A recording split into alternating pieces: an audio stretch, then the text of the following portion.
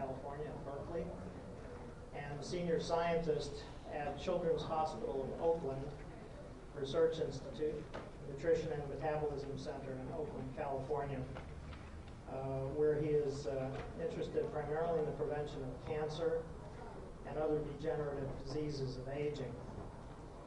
Dr. Ames was awarded the National Medal of Science for changing the direction of basic and applied research on mutation, cancer, and aging. He established that many cancer-causing chemicals are also mutagens, that is, they cause mutations in cells, and he devised a simple, inexpensive test for environmental and natural mutagens, commonly called the Ames test. It has been widely used in research institutes, industry, and regulatory agencies around the world to screen for environmental carcinogens and mutagens and to analyze the mechanisms involved in metabolic activation of carcinogens. It has had a major influence in weeding out mutagenic chemicals before they are introduced into commerce.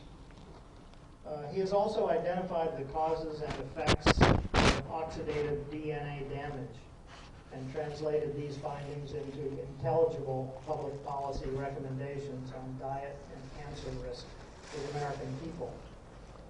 Specifically, he concluded that degenerative diseases of aging, such as cancer, cardiovascular disease, cataracts, and brain dysfunction, are in good part due to oxidative damage. Dietary antioxidants such as vitamin C and E and carotenoids play a major role in minimizing this damage, he argues. During his career, Dr. Ames has tried to dispel many of the myths about the causes of cancer, chief among them that trace chemicals in the environment, such as pesticide residues on food, are a significant cause of cancer. The main causes of cancer, he argues, are lifestyle factors, ranging from poor diet to smoking and lack of exercise. A native of New York City, Ames obtained his bachelor's degree in chemistry from Cornell University and his PhD in biochemistry from the California Institute of Technology. Dr. Ames is a member of the National Academy of Sciences and was on the Commission on Life Sciences. He was formerly on the board of directors of the National Cancer Institute, also known as the National Cancer Advisory Board. He was the recipient of the most prestigious award for cancer research, the General Motors Cancer Research Foundation Prize in 1983, the highest award in environmental achievement, the Tyler Prize in 1985, the Gold Medal Award of the American Institute of Chemists in 1991, and the Glenn Foundation Award of the Gerontological Society of America in 1992. In 1997, he was awarded the prestigious Japan Prize. Dr. Ames has been elected to the Royal Swedish Academy of Sciences, the Japan Cancer Association, and the Academy of Toxicological Sciences. He's published more than 500 scientific articles. I would like to, I forgot one thing, I wanted to thank our own Bill Grant very much for making the initial contact with Dr. Ames, who then agreed to be our speaker.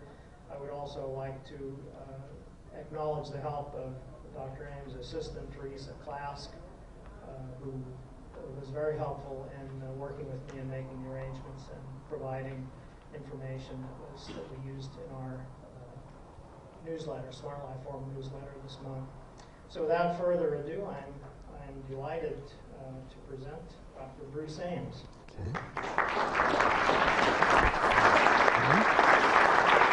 Okay. Should I not? I don't need this, right? I'll turn it off and put it here.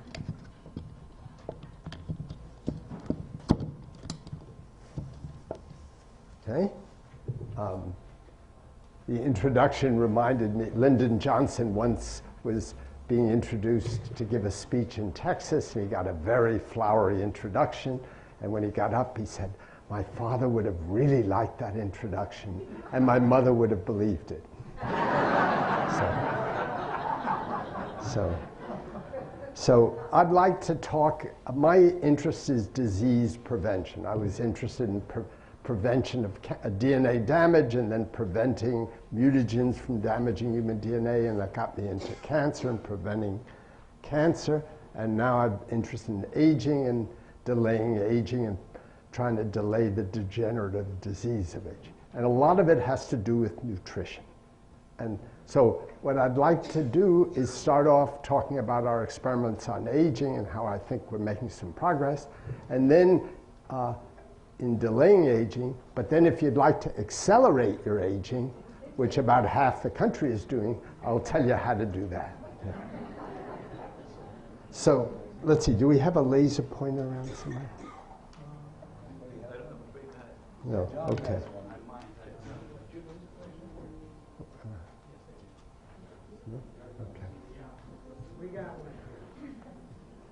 Advance, push it forward, and then first arrow. Okay, yeah, those two, yeah.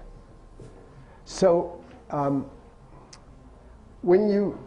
to make energy in the body, what you're doing is you're eating fuel, and the fuel is fat and carbohydrate and some protein, and you're burning that fuel in your mitochondria. Mitochondria, there are about 500 or so mitochondria in every cell, and these are the power plants of the cell. And what the mitochondria do is they burn fat and carbohydrate, and burning means pulling electrons from the fat and carbohydrate and combining it with oxygen. And so you add 4 electrons to oxygen, you're home safe to water. And that process pumps protons across the mitochondrial membrane, so you get a charge across the membrane. And so it's like a rechargeable battery. And that charge enables one of the complexes in the mitochondrial membrane to make ATP, which is the high energy molecule of the cell. And the ATP powers your muscles, it powers your brain, and powers all your biochemistry. And you're making kilos of ATP in your body every day. And that's all made in the mitochondria. So, but with age, what's happening is you get more 1 electrons addition. So if you're supposed to add 4 electrons to the oxygen to make water, but if you add them one at a time, you get superoxide and hydrogen peroxide and hydroxyl radical.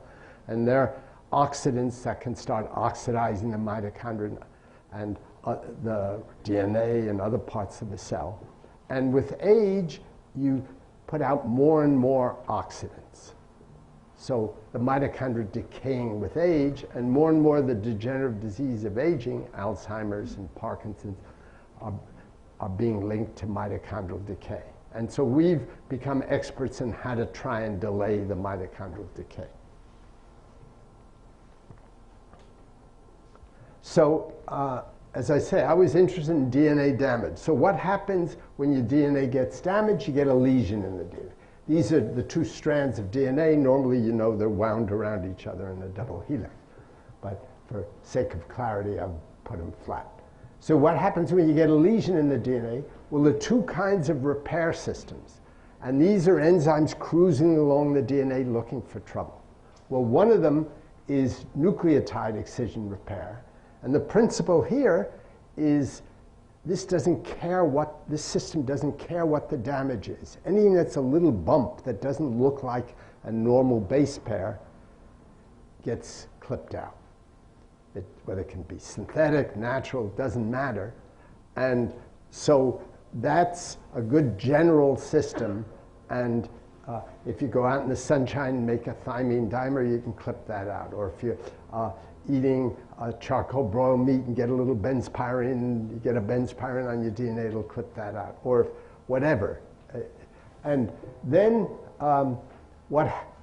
and then the other system is called base excision repair, and there are about a dozen enzymes that are looking for specific damages in DNA. If you deaminate a cytosine, you can get a uracil in DNA. And uracil isn't supposed to be in DNA, it's an RNA. And so there's an enzyme just cruising along the DNA looking for uracils. Now there, you don't really get a bump. You have normal, so it's a little different. And there's a specific enzyme looking for uracil in DNA. What it does is take the base off the sugar. So you have just the ribose exposed, and then the phosphates are hooking up these riboses. Another enzyme comes in and makes a nick here, and then another enzyme copies this base and sticks in the right nucleotide and sews it up, and you've repaired it. It's like new. So, as I say, there are a dozen enzymes, and half of them are for oxidized bases. So ever since oxygen came into the world, oxidation of DNA has been important. And these are very conservative enzymes. They're practically the same in E. coli bacteria and in people. So through all of evolution, these enzymes are recognizably the same. So that tells us nature thinks all those things is important. And as I say, about half of them are for oxidized bases, some for deaminated bases, a few for methylated bases. You can wave your arms and say why all these would be endogenous, we'd be getting this kind of damage. And so base excision repair. So one day I was walking along the Berkeley campus and I had an epiphany. Urine.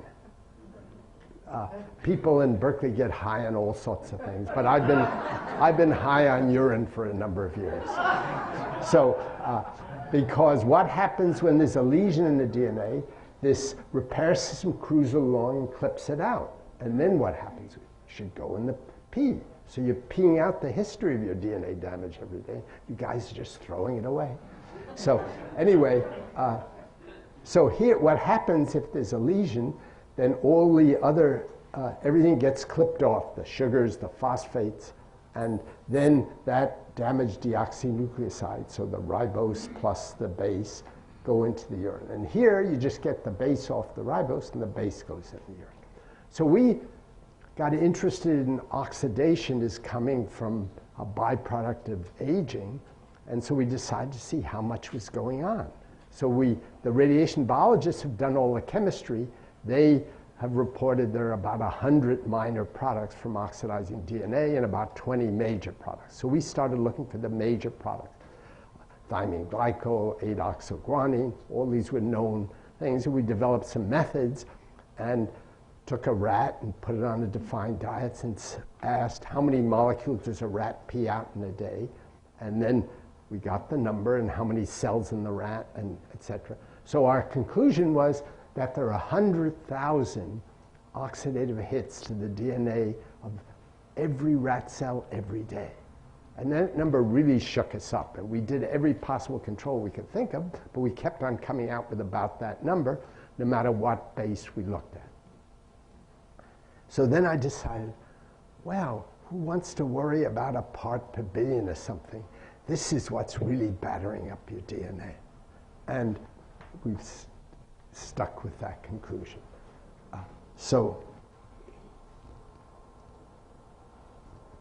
then we took normal rats on normal rat chow, which is a much better diet than your average teenager is getting, and asked, well, what's the steady state level of these oxidized bases in the DNA? Just a normal living rat.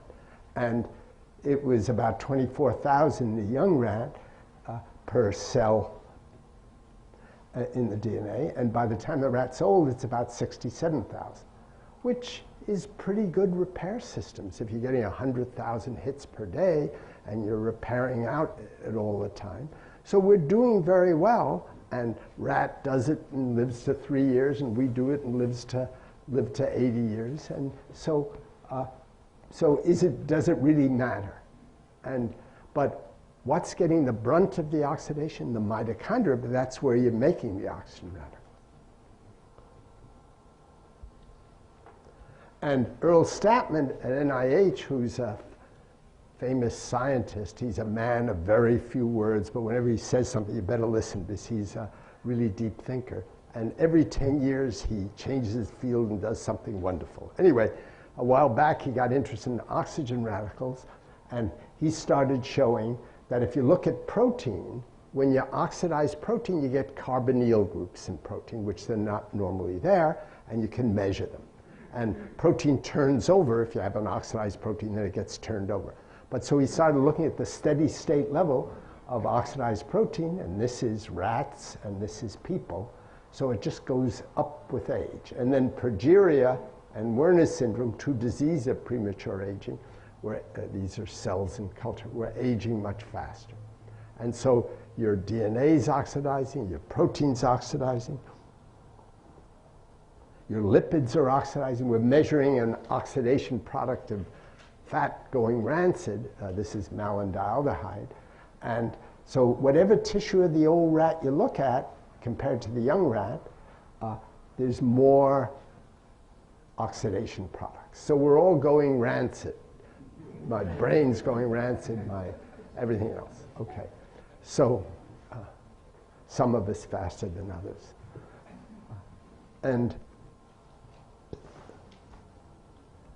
so we got interested in all of this, and two terrific postdocs in my lab, Mark Shiginaga and Tori Hagen, and I wrote a review on oxidative damage in mitochondrial decay and aging. Now, that wasn't original with us.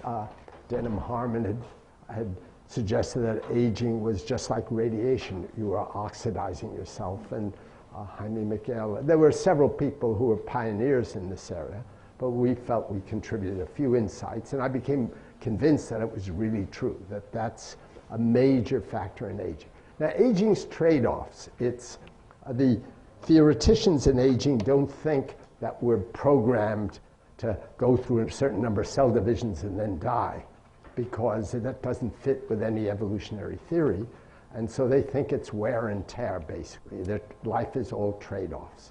So, and I tend to agree with that.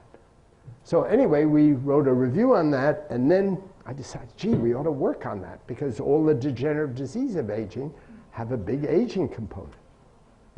And Tori Hagen, who is a brilliant postdoc, had a lot of experience in mitochondria, and he started working out the methods. Now, the first thing he had to work out was that when you isolate mitochondria from old rats and compare them to mitochondria from young rats, and people have been doing that for many years, you're fooling yourself, because it turned out old rats, when you isolate the mitochondria, they're very fragile and very heterogeneous, and you lose half of them.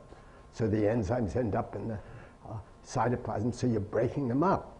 Where young mitochondria are very stable and you get them out. So we first had to solve that problem, and he figured out a way to do that. So you want to look at a tissue that's not turning over all the time, and you want to look at single cells, and so white cells in the blood don't work very well because you're always making new ones. So you want to look at the brain or the heart or the muscle or the liver. So we ended up with the liver, and you can perfuse a rat with an enzyme which dissociates the cells of the liver, so you get individual hepatocytes.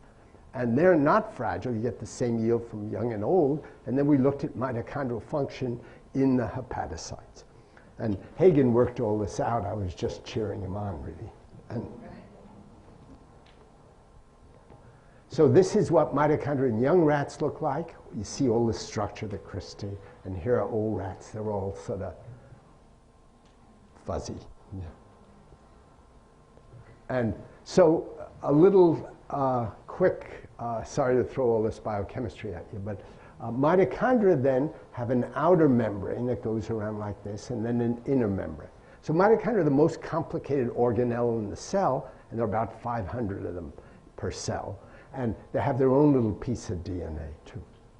And each, people think the mitochondria descendants, higher organisms, a yeast is a higher organism. It may not look like a higher organism, but bacteria are primitive organisms and yeast are higher organisms. And the reason is yeast have true nucleus and mitochondria, and bacteria don't. So people think the higher organisms, eukaryotes in technical terms, are descendants of one bacteria parasitizing another and then becoming slowly differentiating and ended up making the first higher organism. Anyway, so you have the inner membrane and the outer membrane, and then this is the inside of the mitochondria, and this is the cell out here. So there are 4 complexes that are called the electron transport chain. And lots of Nobel Prizes were awarded for the people who figured all this out. And so what they do, and the Krebs cycle, that's taking all the pyruvate that comes from your sugar degradation and running it around here to generate reducing power. And so basically what this passing these electrons do, till they all get to complex 4 here, is allowing you to pump protons across the mitochondrial membrane. So there's basically a charge across the membrane. So it's really like a battery. And that charge enables complex 5 here to make ATP. So ATP uses that high energy phosphate and goes to ADP, and now you regenerate the ATP by this rotary motor here, complex 5, and what powers that is protons coming across the membrane. So people really understand this in quite a bit of detail, and there's a fair amount of biochemistry going on in the mitochondria too. So with age, what's happening? Well, it's all degrading.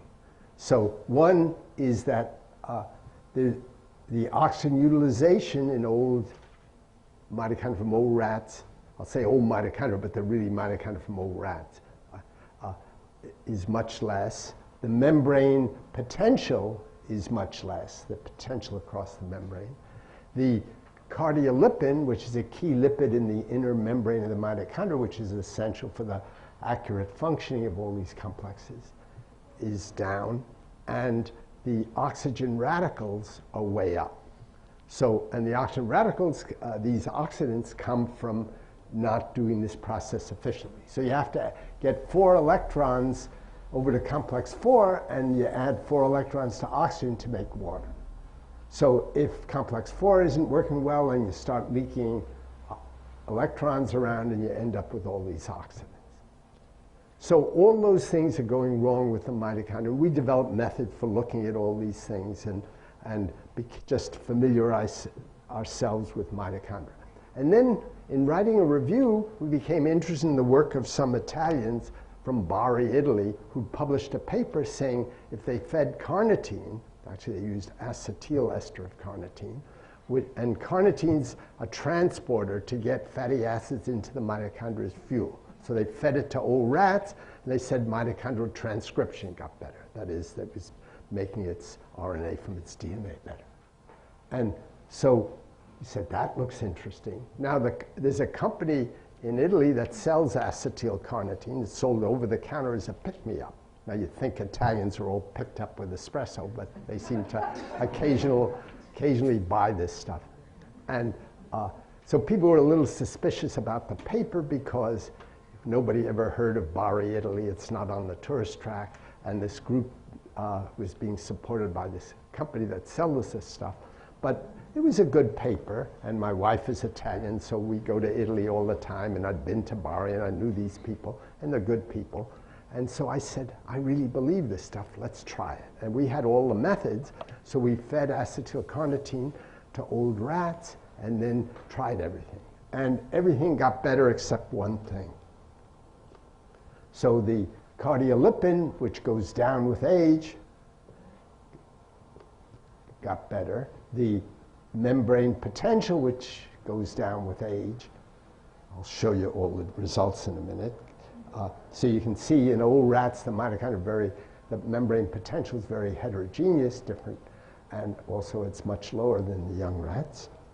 And so the things that were going wrong are lower cardiolipin, lower membrane potential, lower oxygen utilization, increased oxidant leakage. So what we found was the acetyl, this is carnitine. It's only used in mitochondria. It's a normal biochemical, and its function is to esterify a fatty acid here, pump the thing into the mitochondria, take off the fatty acid, burn it, and pump out a carnitine to load up another fatty acid. And what you find in the blood mainly is acetylcarnitine. And this Italian company sold acetyl. They said it got through the blood-brain barrier a little better. We didn't know at that time about anything, but we just tried the acetylcarnitine, just put it in the drinking water of these rats.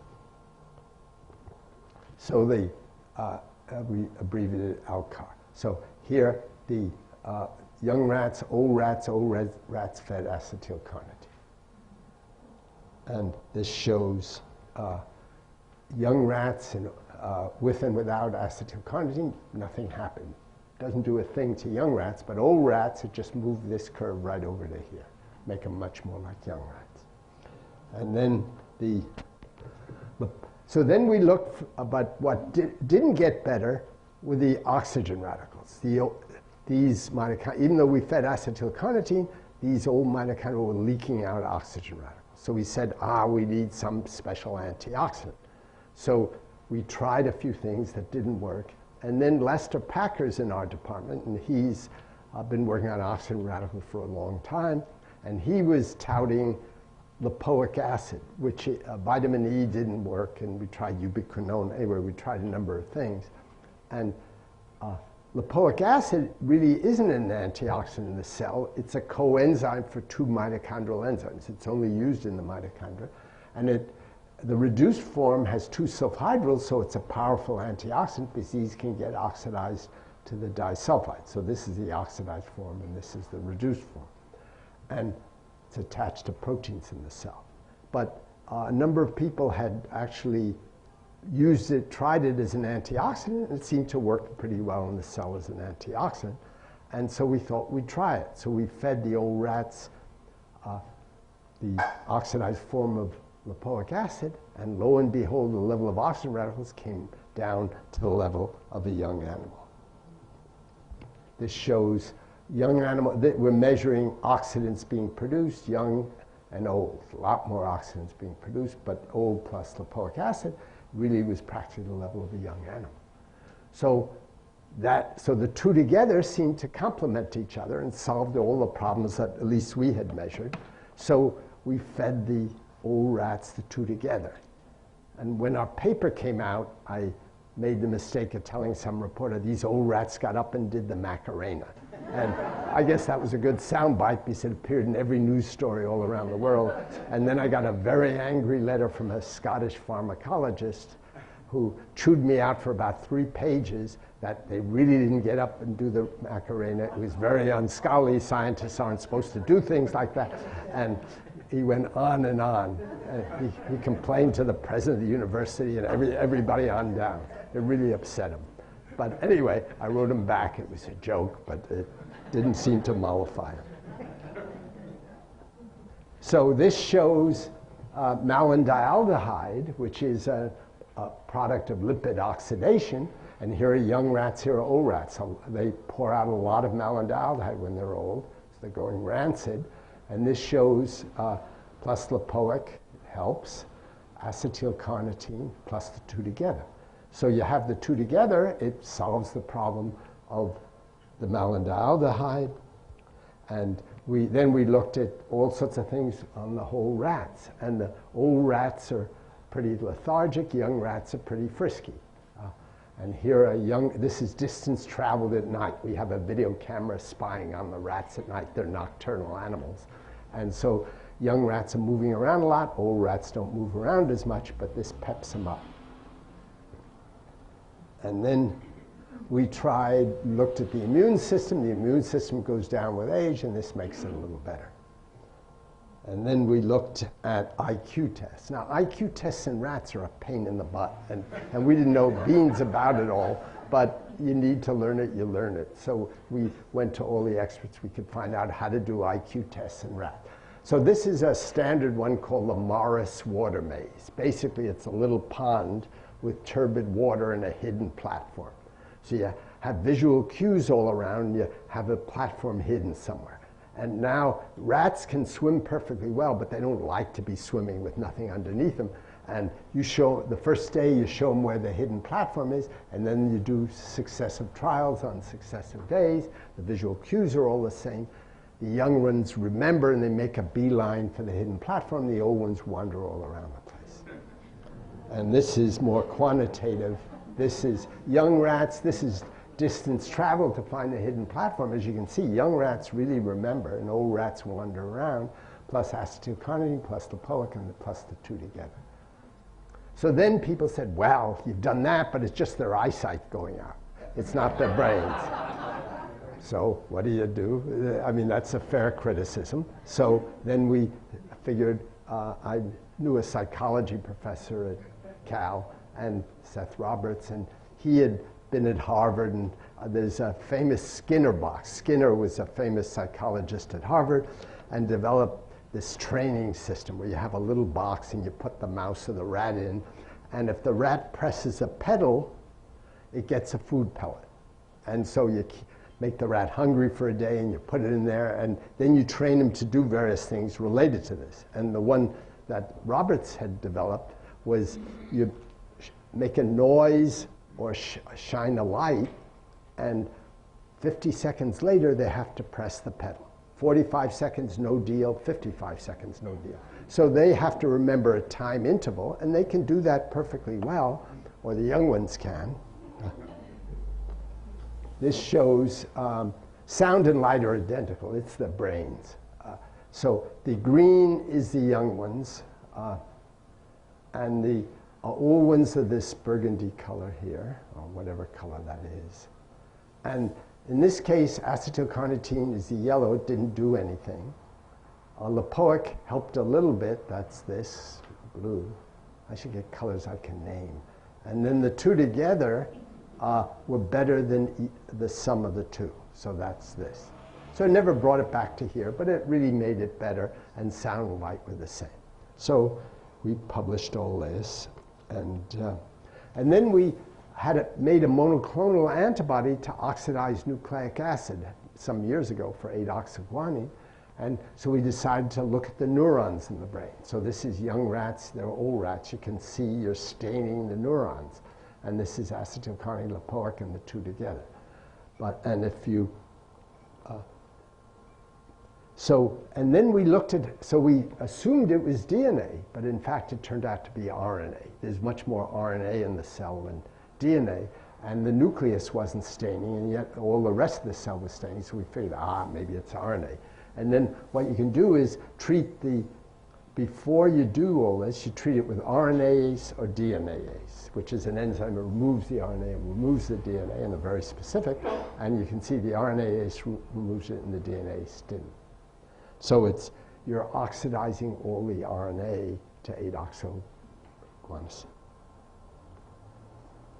So now we were actually wrong on how we thought this was working. We just assumed that the lipoic acid, which is the oxidized form, is getting into the cells, getting reduced to dihydrolipoic, which homes in on the mitochondria. That's where it's used, and that's how it all was working. And that's what Packer thought and everybody thought.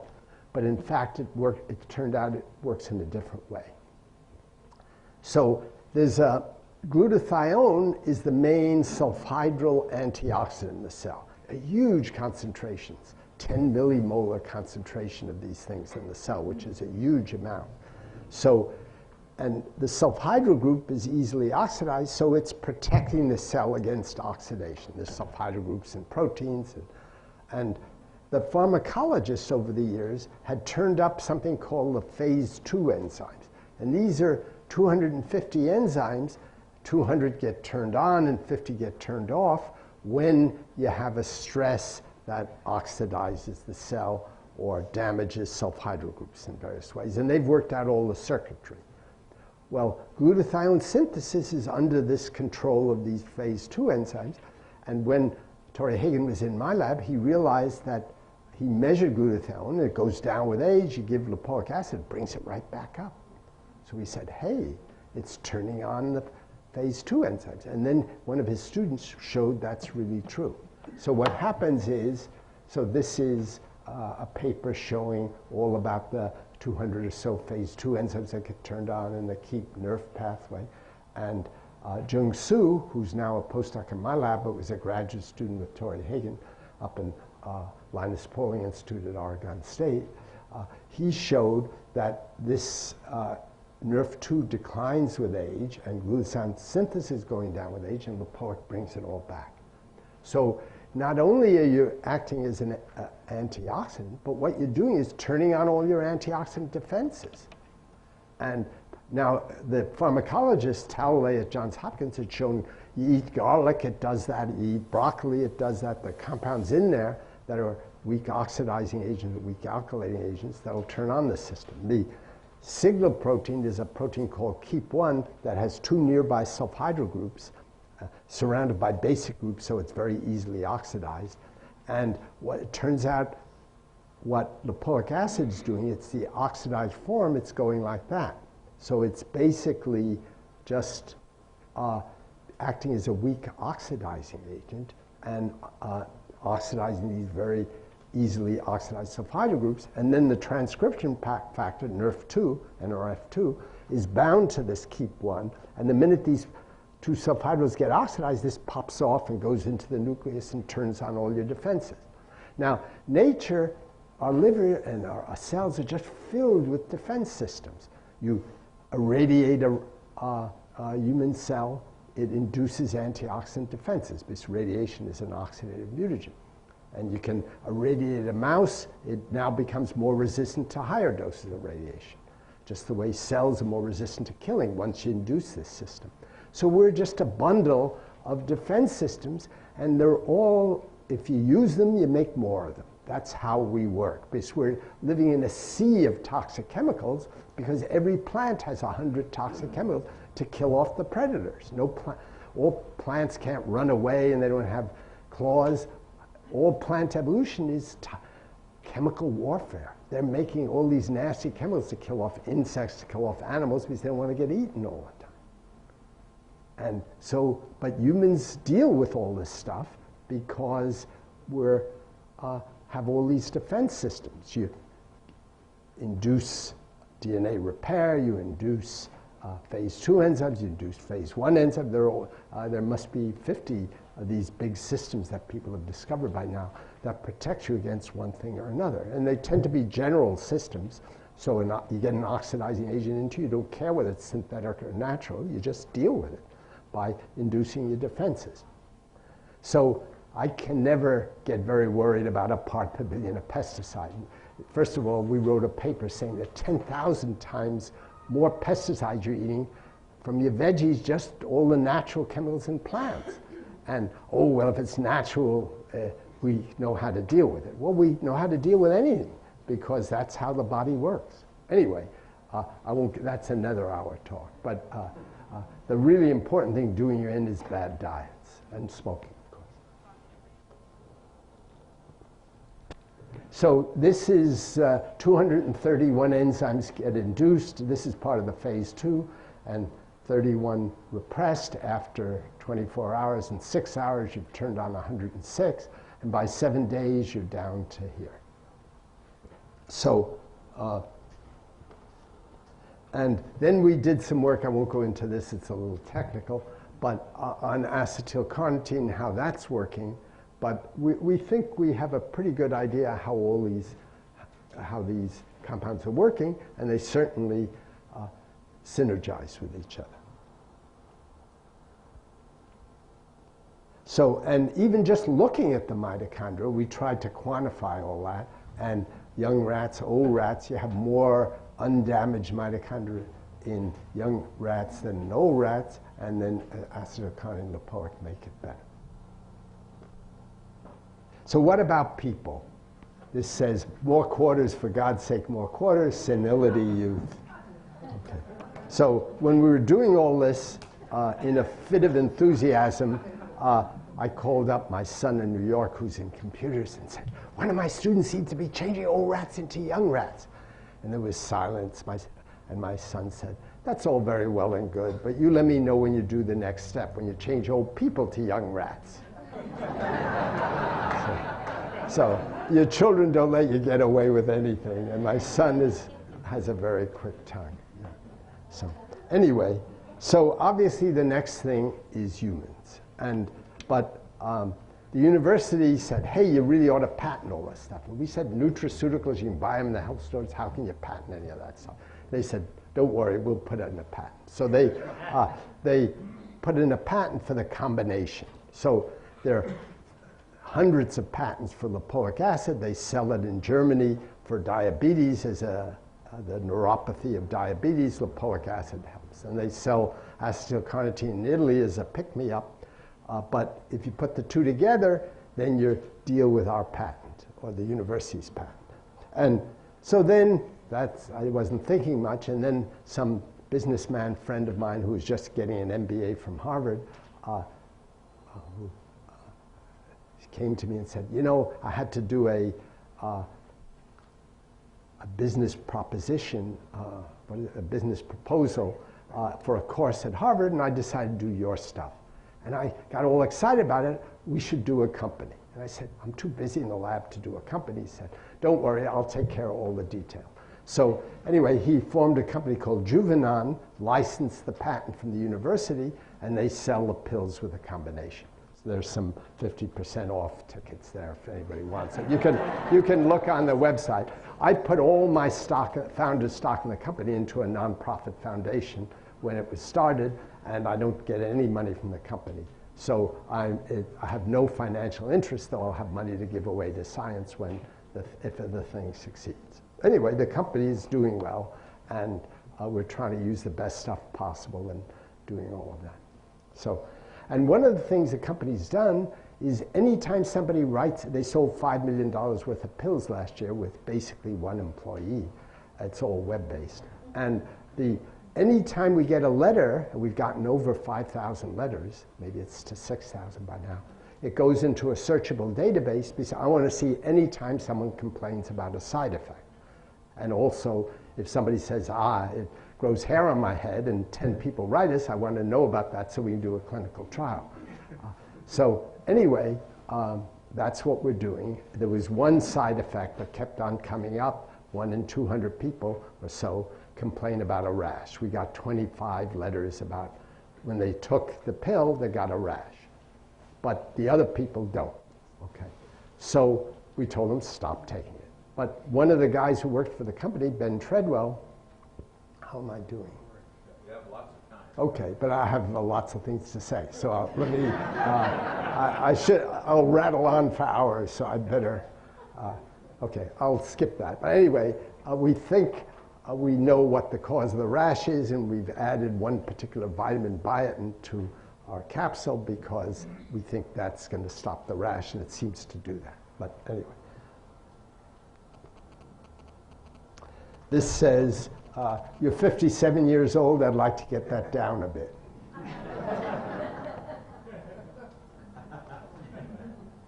So there have been 21 clinical trials on acetyl carnitine, no complaints about safety, and the meta-analysis says, yeah, it looks like it really works, but I'm not completely convinced. It's a small effect, so I wouldn't say you should write your mother about it, but anyway. And then lipoic acid is a little more convincing. There are about 6 clinical trials now, though I haven't made a new slide, and the meta-analysis says, yes, it really works for the neuropathy of diabetes. So now I'd like to switch gears. So that's all I want to say about lipoic acid, but I'm very optimistic. I think among these 5,000 letters, we got half a dozen letters from people, including one Nobel laureate I know who's taking the pill, saying I have high blood pressure, I measure my blood pressure every week. When I took Juvenon, my blood pressure went down. So my secretary, a Nobel laureate, and 4 other people told me that, or wrote letters in on that, and so we said, let's add that to a clinical trial we were doing, and in fact, it does lower blood pressure. So that was our first successful clinical trial, and we're going to do a cognition trial. We just did a dog trial. There's a company in Canada called CanCog. I don't know whether it's canine cognition or Canadian cognition, but anyway, there's a guy at the University of Toronto who set up a company on the side, and what they do is they take old beagle dogs. So you can have young beagle dogs, and they teach them all these tricks, and old beagle dogs can do the tricks, but they make many errors, and they just don't do it very well compared to young dogs. So if you want a compound tested, they test it on a dozen old beagle dogs. So they have 3 different tests, so Juvenon paid for these 3 tests, and the guy called us up all excitedly.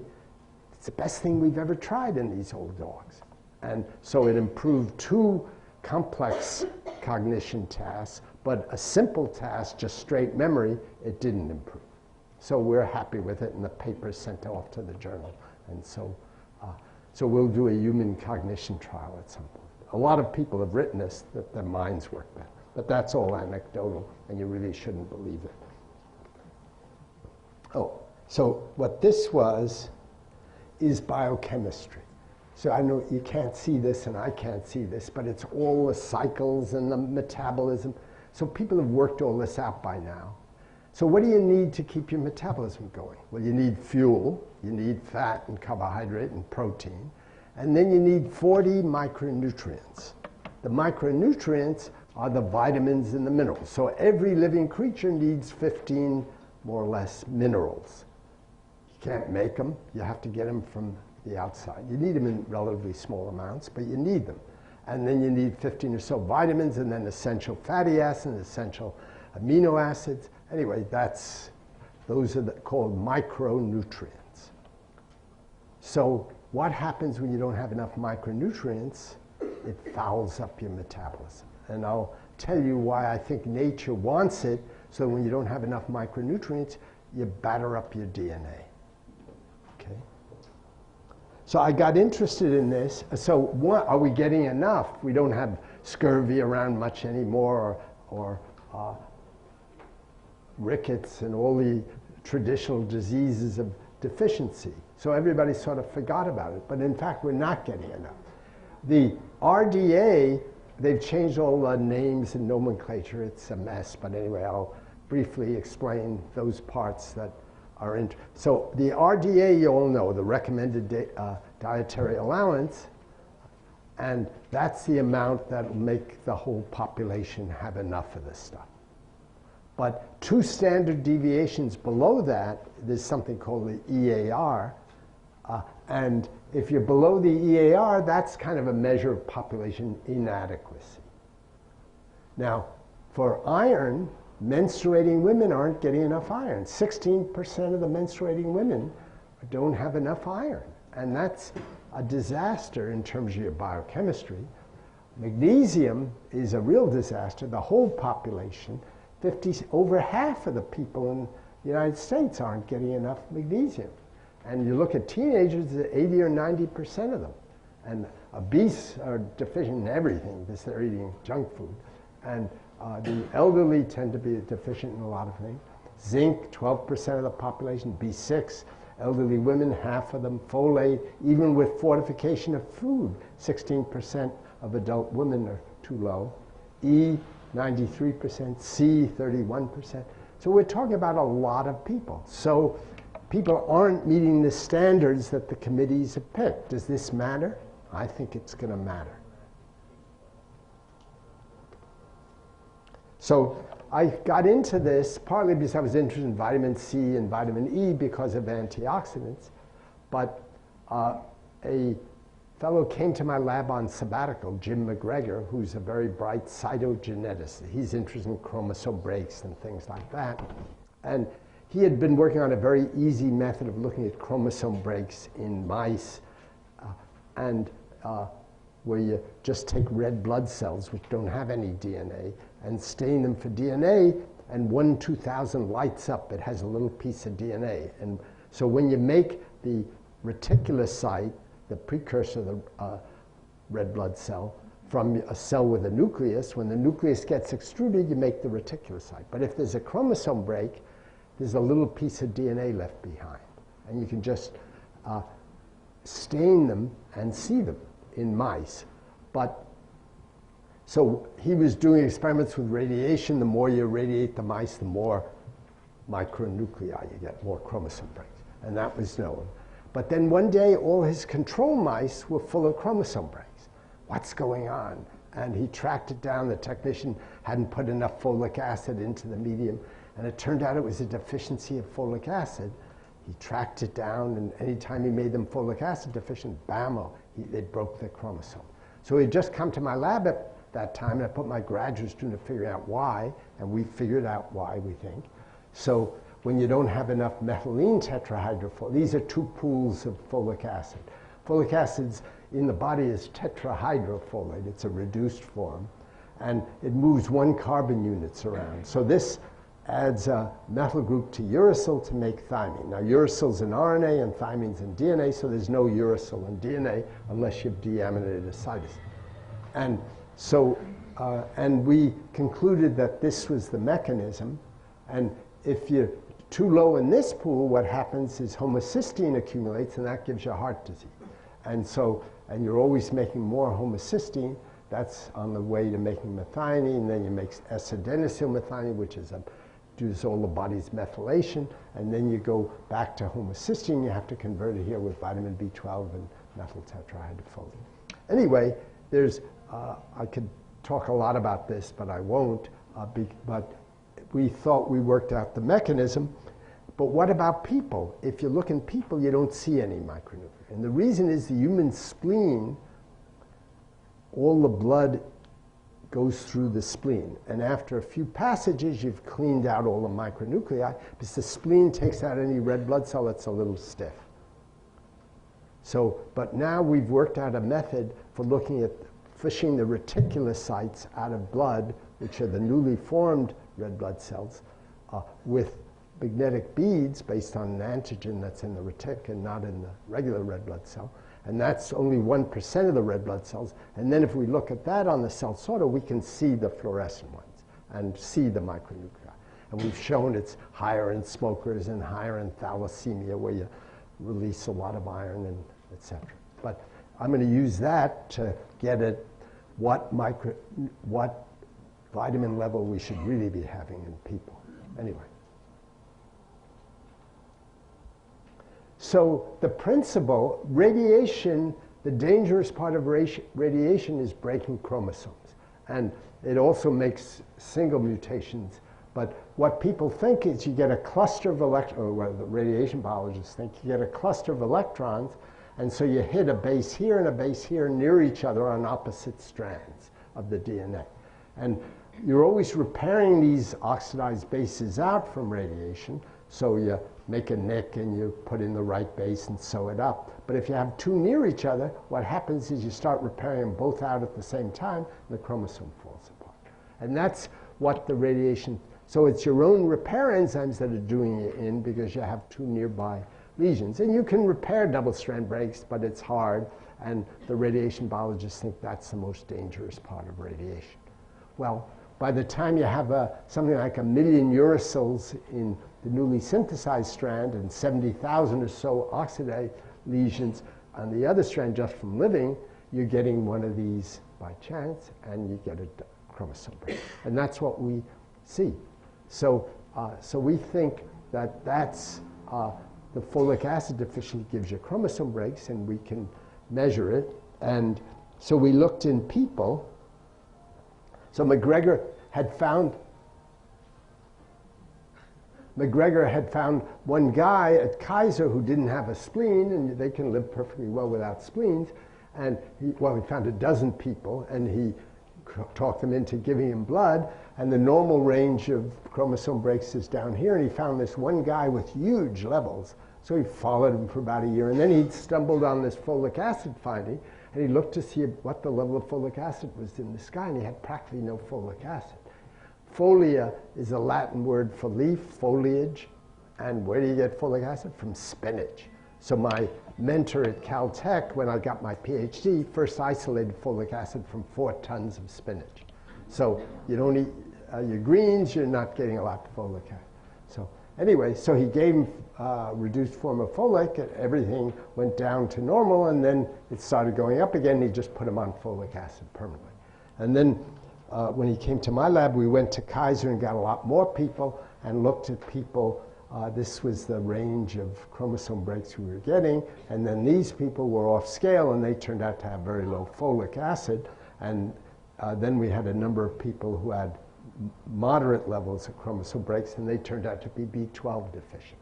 And from the biochemistry, that should do the same thing. So, and then when we looked at what level of folate in the blood was causing this, I looked up who's at this level, and half the poor were at that level. I said, wow, this is important. Who cares about pesticides? We're breaking our chromosomes from not getting our folic acid. And there's a guy in Australia, Michael Fennick, who's also been showing folate deficiency or B12 deficiency breaks chromosomes in lymphocytes of men of Australia. So. So then next thing I looked at iron. So one of the professors in the nutrition department at Berkeley, Fernando Viteri, has been yelling and screaming for years about iron. Iron deficiency is the main micronutrient deficiency in the world because menstruating women are losing all that iron, and in the poor countries they're not eating a lot of meat, so they're not getting enough iron. And you can get it from veggies too, but they just were not getting enough. So there are 2 billion women and children in the world who are anemic or borderline anemic, and that's really bad for you in lots of ways. And the World Health Organization says, oh, we'll go in there, we'll give them iron, doesn't cost anything, it's rusty nails. So it's just a matter of will and getting it out to people. And, but again, it didn't work very efficiently. But the World Health Organization was giving so much iron, they were hurting them. And too much iron is bad for you. And so they never quite got that level right, and Viteri has been trying to get them to lower the level. But anyway, so one of his graduate students and one of my postdocs, we collaborated and we looked at the whole range of iron levels in rats. I always forget whether it's rats or mice. It was a while back. But anyway, I think it was rats. And so it turns out, and what we measured was all sorts of things about mitochondria. Because there had been one report that, that too much iron damages your mitochondria. So we were experts in mitochondria. We looked at mitochondrial oxidation of the mitochondrial DNA or mitochondrial efficiency and other things. And we've put it so up here is bad. So too much iron is bad for you, too little iron is very bad for you, and this is the range you should be in. Okay. So like most things, you don't want to overdo it.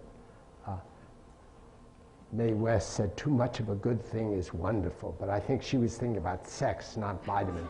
So you don't want to really overdo these things. And so anyway, for the metals, too much is toxic. Okay. So, and you start pouring oxidants out of the mitochondria when you have either too little iron or too much iron. So, and too little iron is associated with low birth weight babies, preterm babies, poor weight gain, et cetera, et cetera. And we've been writing a series of reviews. I have a brilliant older woman working in my lab, Joyce McCann, who used to be a postdoc with me 30 years ago and came back to the Bay Area and was looking for a job. And she's super smart and writes beautifully, so I hired her. And she's been doing a series of reviews on the brain growth spurt. While you're a fetus, in the first 2 years of your life, you're making trillions of neural connections. And what happens if you're deficient in something? Well, your brain doesn't develop well. So there's a whole huge literature on iron deficiency in rats, in mice, in people. And again, so she is a toxicologist, so she went all through this very critically and wrote a review, which is just going to be coming out, and it's irreversible. After a certain age, then it's irreversible. And and the poor are just eating this horrible diet. I think they're destroying their brains. And this shows DHA, which is the long omega-3 long-chain fatty acid, 30% of the fatty acid in your brain. And where do you get it? Deep sea fish, or you can get it, make it inefficiently from linolenic acid, which you can get from flaxseed and nuts and some things like that. But you should be eating a fair amount of fish. Well, the poor don't eat fish, or a lot of them. And then choline, and now we're doing one on vitamin D. So Bill Grant will be interested in that. Vitamin D, the whole northern tier of the United States tends to be somewhat deficient in vitamin D. But the people who are really deficient are dark-skinned people, because in the tropics, in Africa, southern India, New Guinea, racially completely different people, they have a lot of melanin in their skin. Why? Because it protects them against too much UV in the tropics. Otherwise, you get burnt and eaten by a lion or something. So there's a selection for dark skin in the tropics. And in Sweden, you need every little bit of sunshine you can get to make that vitamin D. You need a half hour or 20 minutes, Bill Grant can correct me, of sunshine a day to make the vitamin D you need for your metabolism. And vitamin D is really a hormone, and the brain is absolutely chock full of vitamin D receptors. It's doing something up there. And so we are putting together the case that really all dark-skinned people should be getting vitamin D because I think it's doing it in their brains. But that's very politically incorrect and controversial, but we'll see how it comes out. You start pouring out oxygen radicals. So I had a postdoc, Emily Ho, who is interested in zinc, and so she took human cells and culture, made them a little zinc deficient, and whammo, they start pouring out oxygen radicals, get massive DNA damage. You knock out P53, which is coordinating repair systems. You knock out APE, which is a repair enzyme for DNA that has a zinc in it, and so does P53. So you're doing all this nasty stuff. So, and this shows DNA damage by the COMET assay, and it's oxidative damage. So one of my postdocs, Hani Atamna, worked out why. So it turns out that in the mitochondria, you're making heme. Heme, because it comes right off the Krebs cycle with succinyl-CoA and glycine. So heme is the red color when it has an iron in it. It's a chelating, it's a cage for an iron. And heme is in your hemoglobin, and you're making huge amounts of it. But it's also used in biochemistry quite frequently. So a lot of your biochemistry has heme in particular enzymes. And you're making all that heme in the mitochondria. And if you don't have enough iron, you don't make enough heme. You don't have enough zinc, which is involved in the second enzyme of heme biosynthesis. You don't make enough heme. You don't have enough biotin. You don't make enough heme. And what happens? Well, heme A, which is a fancy form of heme with a couple of groups on it. It's isoprenoid like cholesterol and a few other changes. And heme A turns out to be what goes out first. And where is that used? Only in complex 4 in the mitochondria. So there's an excess of complex 4, and the activity of complex 4 goes down. You can still make your ATP, but the reason there's an excess, it keeps oxygen radicals down. So the minute you start lowering complex 4, you start pouring oxygen radicals out into the cell. And that's just what happened. So, and now we're filling in this, so complex 4 is here, and it has an essential heme A to put the whole thing together, about 100 proteins in here. So there are about over 1,000 proteins that are made in the nucleus and shipped into the mitochondria with little barcodes on them, so they go to the right place. And then the mitochondrial DNA makes about 10 proteins or so. So this shows biotin deficiency in human cells in culture, and they just light up because they're full of oxidants. This is a fluorescent dye when it's oxidized, and it's not fluorescent when it's reduced. You put it in, and it oxidizes, and it glows. So, and biotin's used for the Krebs cycle and making things. And so, and what happens when you take human cells in culture and make them a little biotin deficient? They age sooner. So primary human cells go through a certain number of population doublings, and then they senesce.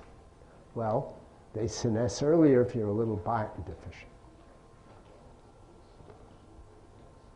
So we're slowly filling in this table, and these are all the micronutrients involved in heme synthesis, and we know that complex 4 goes out, and we've shown it for this one, this one, this one, this one, and this one's in the literature.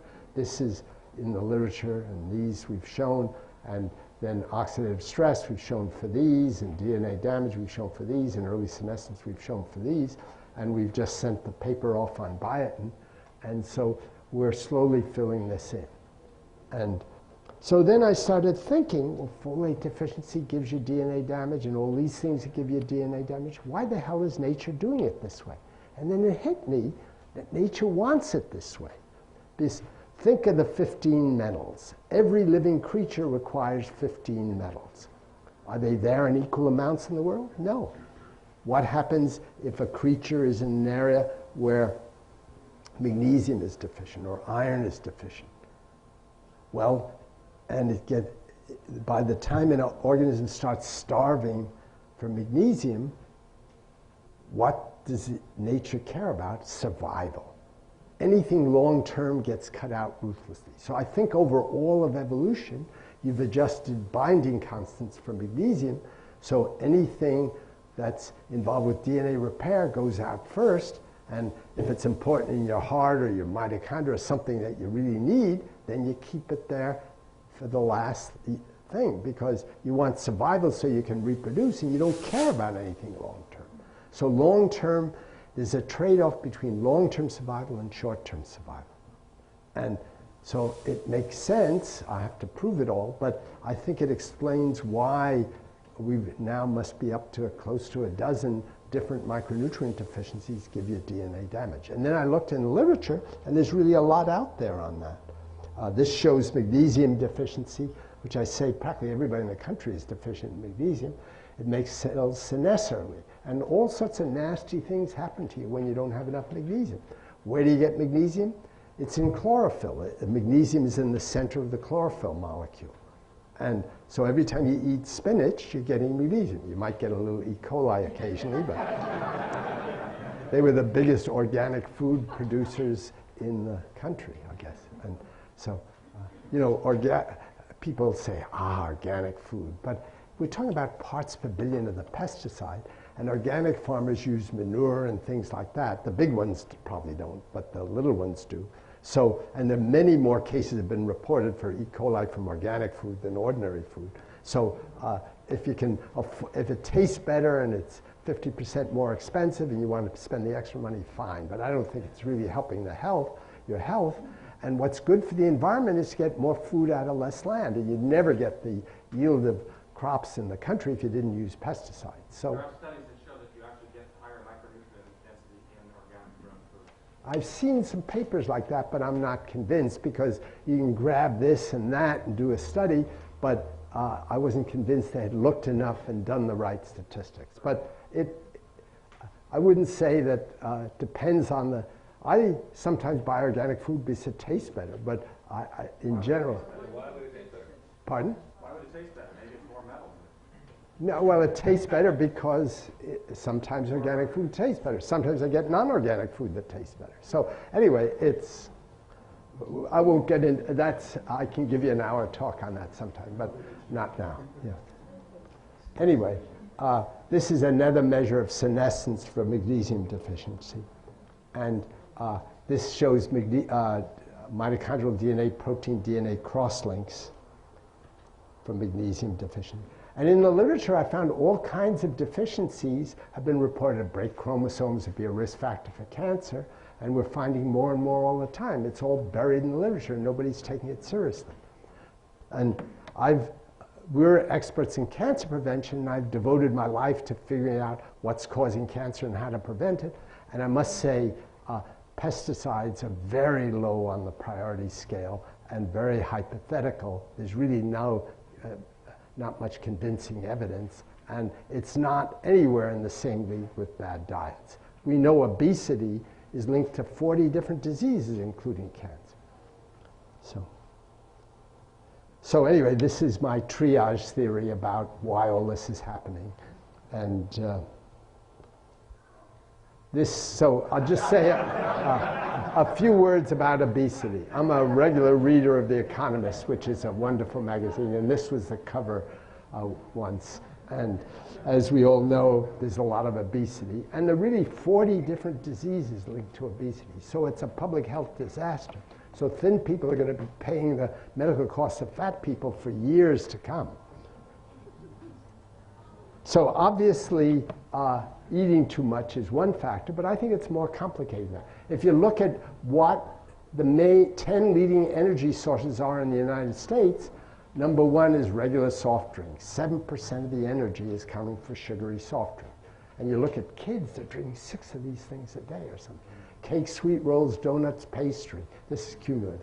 Hamburgers, cheeseburgers, meatloaf, pizza, potato chips, corn chips, popcorn, rice, rolls, buns, English muffin, bagels, cheese, a cheese spread, beer, French fries, fried potato. Not a lot of greens on this list, and not a lot of vitamins and minerals either. So people are eating high-calorie, cheap, refined food, and they're not getting the vitamins and minerals. Now, 40% of the population takes multivitamins. I'll bet everybody in this room does, but it's not the poor. They tend not to do that. And they're the ones who really need it. Now, exercise is important too. So we all know you're supposed to be exercising. I stole this from some guy at NIH, Alan Spiegel. Yeah. So we all know we're supposed to be exercising. So it's the things your mom told you: eat your fruits and vegetables, and not too much meat, and eat some fish, and et cetera, and get a little exercise. But people aren't doing it. This. So visceral fat is the bad fat, because that's the fat that one of my colleagues is figuring out obesity. He's a former postdoc of mine who's independent now. And I think he's really going to figure it out, because he's doing wonderful experiments in rats. And anyway, but this visceral fat is just pouring out cytokines and doing all sorts of nasty things. So I stole this from some British website and modified it a bit, but anyway. So why not just take a vitamin pill as insurance? Well, the nutrition community hates the idea of vitamin pills, and Mark Twain was poking fun at vitamin pills, But so why should the nutrition community hate the idea of vitamin pills? Well, they say, we don't understand all the things in fruits and vegetables, these plant phenolics and all sorts of things. And if you tell the poor to take vitamin pills, then they'll never eat any fruits and vegetables. But they've been trying to get the poor to eat fruits and vegetables for 30 years with not much success. Why not tell people, take a multivitamin mineral as insurance, and then eat your fruits and vegetables, because you don't understand them. Anyway, so I think they're being very short-sighted, and I just got livid because I was at a conference at NIH, and the only thing they were interested in was randomized clinical trials. If you don't show that a multivitamin mineral pill works in a randomized clinical trial, you shouldn't recommend it. Now, the fact that some sizable percent of the country isn't getting the level they say, and that there are all sorts of epidemiology and biochemistry and theory and all this stuff, no, you shouldn't recommend it unless you do a randomized clinical trial. Well, there are a couple of successful randomized clinical trials, one in China and one in France. But if you're going to measure cancer, you have to wait 10 years and use huge populations, and nobody's going to do that kind of thing because it's enormously expensive. And so the few trials that have been done haven't been done very well. And so it's like you're going to wait forever. And so I think it's a very short-sighted policy. But anyway, so I've written a paper blasting that. So, anyway, to finish up, obviously, there are more things. You need fiber, too. If you want fiber, madame, I suggest you eat the menu. So you want fiber, too, and you get that from your fruits and vegetables, and you need it for good gut health and all of that. And so, but anyway, life expectancy gets longer every year. This is, remember, we're at the turn of the century, 1900, people weren't even living to 50. And now women's life expectancy is just up to about 80, and men are not catching up, but not too far. And women have a much longer life expectancy than men. Some of that is genetics, but single men have an 8-year shorter life expectancy than married men. And both men and women know why. Single men self-destruct. They drink too much, and they smoke too much, and they don't eat any veggies. It's the wives that civilize them. So both men and women know that. But anyway, I think it's going to get longer and longer. It increased, 25, 30 years over this century. It's going to increase even more next century because we're learning what aging is all about. So I used to know the dozen people in the world who worked on aging. Now there are thousands of bright young kids working in the field. The field's ripe. We have all the tools. Money's sort of short, but I think we're going to learn about aging, and we're going to make a difference. So I'm an optimist. Anyway, we'll see how it goes. But you have to behave. You can't smoke and eat bad diets. Thank you.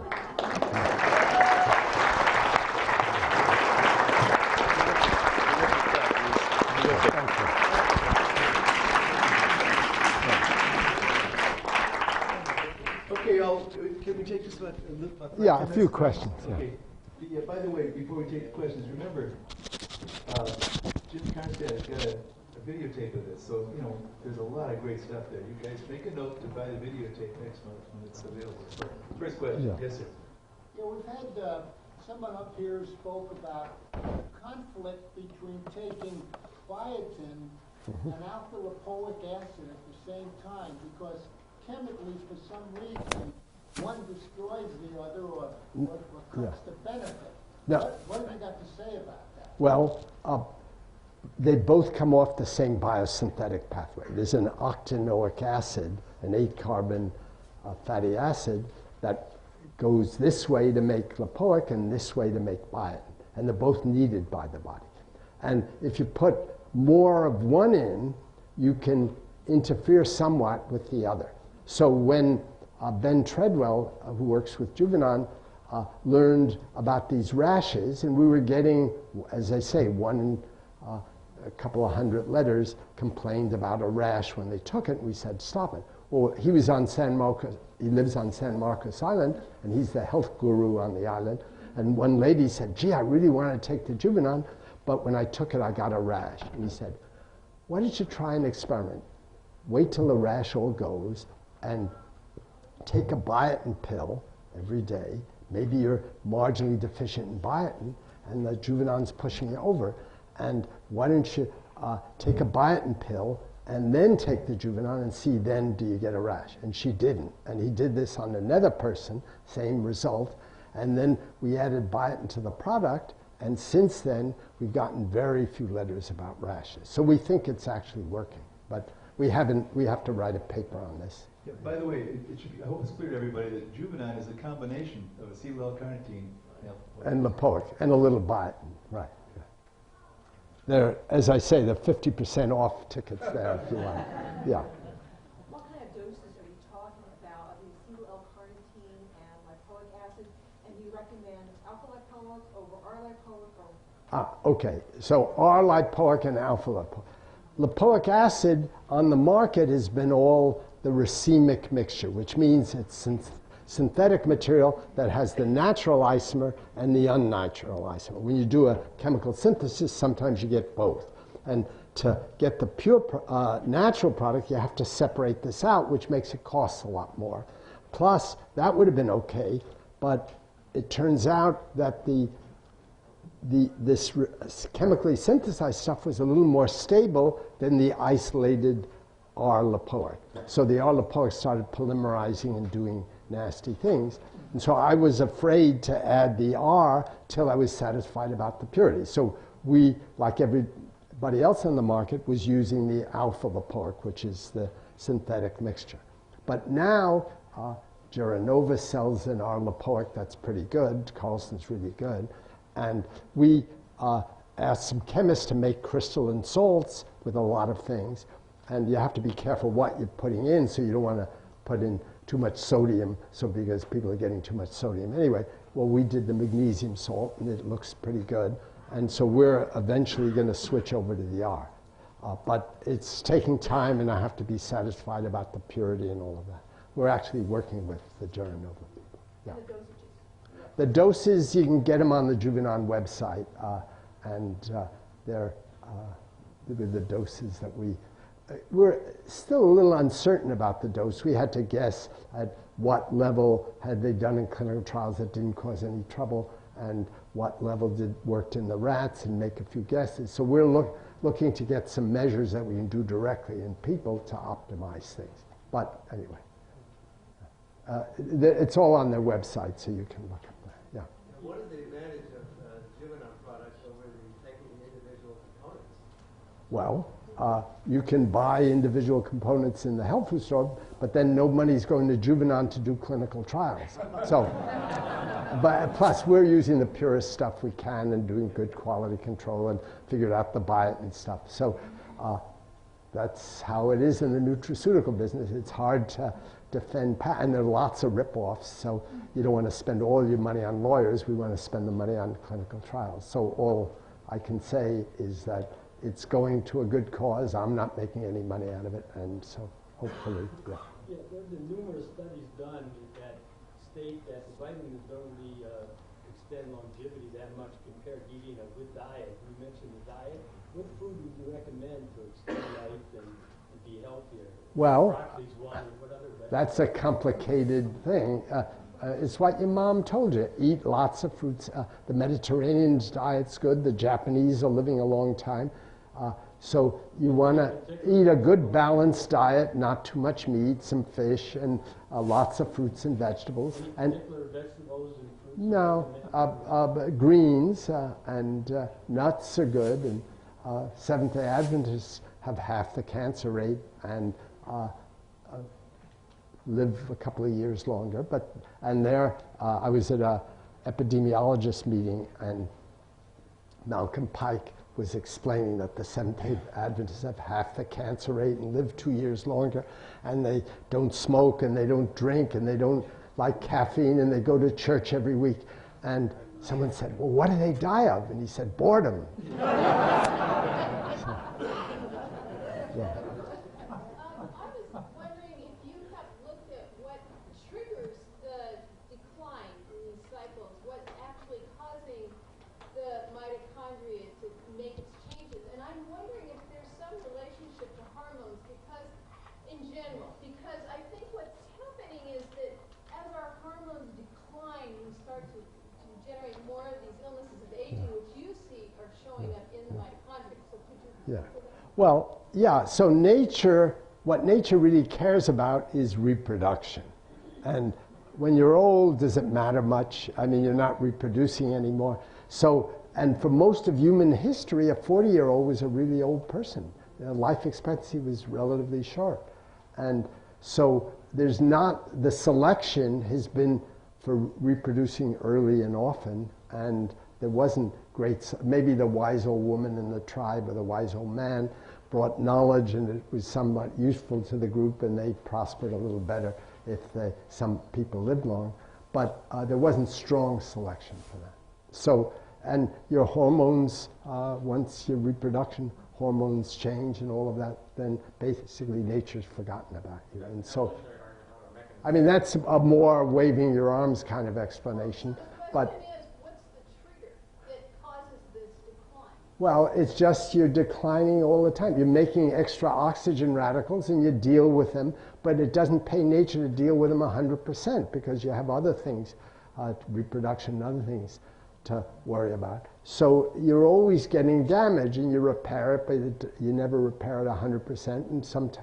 And the lysosome, which eats up 10% of your mitochondria every day, keeps the bad mitochondria out, and that helps. But eventually the lysosomes get clogged up, and and there's cross-linked material that's hard to digest, and so life is complicated. But I think people are going to figure these things out and be able to push it back. But it's going to be a year here and a year there. You're not going to tomorrow have Methuselah. Yeah. Okay. In the cell, normally without the lipoic acid, there's lots of oxidation going on. Yeah. And how come those oxidants don't turn on the secondary oxidation control mechanism? Okay. And lipoic acid, not a really strong oxidant, Yeah. can do it. Okay. So lipoic is very small amounts in the cell. It's just used as a coenzyme. But we have antioxidants, vitamin C, vitamin E. We have antioxidant enzymes, superoxide dismutase and catalase and others. So we have layers and layers of defense and glutathione and all these things, but they're never just 100% perfect. So, and you can get damage to the DNA and then you're in trouble and other things. So the system just slowly goes down. It's like an old car slowly wears out and your engine starts putting up more black smoke and it's less efficient. Now, the body repairs things and you can repair your car, but eventually you junk your old car. Bye-bye. I'm almost 78, and so I'm going strong, but you never know. There's the protein you talked about, I can't remember the name of it, that when it's oxidized then turns on a lot of genes that produce antioxidants, Yeah. secondary process. Yeah, this keep one nerve system. Right. Yeah. And so how come It isn't turned on full blast. lipoic acid is particularly good at oxidizing that protein? Well, but as I say, garlic works too. So you can eat garlic all the time, be inducing it, or broccoli, and you choose your. That's maybe one of the reasons fruits and vegetables are good for you. But Bird, I believe, did some research in developing a mechanism to deliver alpha-lipoic acid. Are you familiar with any of this at Bird called glucokinase? yeah, he used to bug us all the time on the phone. I never knew what happened to him. But anyway, so I guess he has a company. I haven't followed that. Yeah. So it's you get into the aging business. There's a lot of hype out there and a lot of going far from the science. We're trying to keep our company close to the science. Yeah. I was poking around the MD Consult today, and I noticed an article which said that there in certain sections of the population, the folate level was inversely related to risk of colon cancer. Yeah, there was just a new, all the previous papers, there are about 5 different types of cancer that have been linked to low folate. Walt Willett has done some of this stuff and others. But there was just a new paper, which I have in my backpack somewhere here, but I haven't read, that says there's a kind of, at a low level, there seems to be protective. Now, folate's one thing that's a little funny about folic acid. As I say, my mentor at Caltech, Herschel Mitchell, first isolated folic acid from 4 tons of spinach. In the course of it, they oxidized the folic acid. Folic acid in the body is all reduced folate, which means it's fairly easily oxidized, but that's the coenzyme is reduced form. And now the oxidized folate works, and that's what's in vitamin pills, but people differ very much on how well they reduce it to the dihydrofolate and tetrahydrofolate. So that's the one vitamin I'm a little nervous about, because it's not quite the same thing as the natural vitamin, and there seems to be some differences in the population. So it may be, anyway, I just assumed that they used a reduced form of folate in the vitamin pill, but that there's some stability problems and some cost problems, but eventually I suspect they'll go to that. Yeah. You mentioned folinic acid there. Yeah, that's a reduced folate. The ratio of folinic to folate, they're now selling folic acid with different ratios. Yeah. Yeah. Well, I think they should probably just use folinic or methyl tetrahydrofolate. But anyway, the committee, they'll work that out as papers come out and people figure all these things out. We're doing a little work in that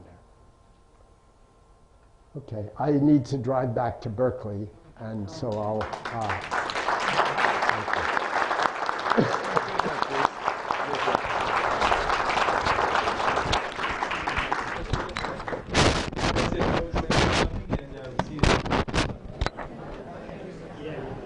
Wonderful job. Thanks very much for coming. There's a ton of good stuff in there.